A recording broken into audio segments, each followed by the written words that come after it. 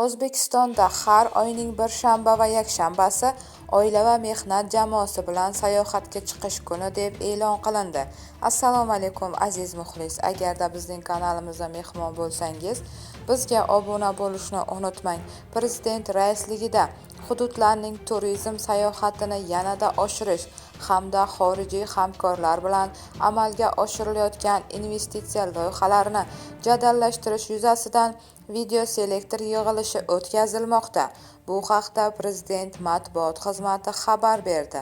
O'tgan yili Mo'g'uliston bilan turizm bo'yicha katta kelishuvga erishilgani hisobiga sayyohlar 100-200 nafardan 4000 ga oshirildi. Ko'rfaz davlatlarida doimiy sayohat qiladigan 3 million aholi bor, lekin ularning ko'pi Ozarbayjon, Gruziya, Albaniya kabi vizasiz rejim bo'lgan mamlakatlarga boryapti. Rossiya va Xitoyning hududlari bilan manzilli ishlash yo'lga qo'yilgani uchun investitsiya va sayyohlar oqimi keskin oshdi. Endi bu tajribani kengaytirib, Yaponiya, Koreya va Yevropa davlatlari bilan ham tashkil qilish topshirildi.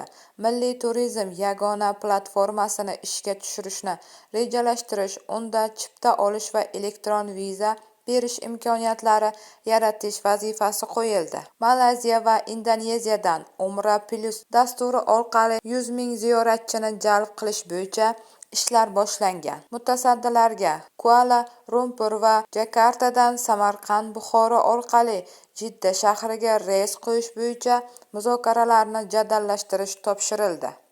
So'nggi yillarda ichki turizmga e'tibor tufayli mahalliy sayyohlar soni 23 mingga yetdi. 2017-yilda 5 millionta edi, lekin haligacha Samarqand, Buxoro, Xiva va Shahrisabzga bormagan oilalar ko'p. Shu bois har oyning bitta shanba va yakshanbasi oila va mehnat jamoasi bilan sayohatga chiqish kuni deb e'lon qilindi.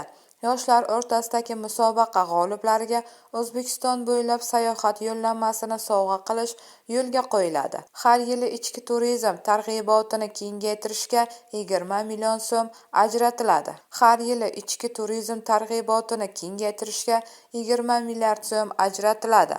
Mutasaddilarga ekstremal turizmni rivojlantirish bo'yicha chora-tadbirlar ishlab chiqarish topshirildi, deyiladi xabarda.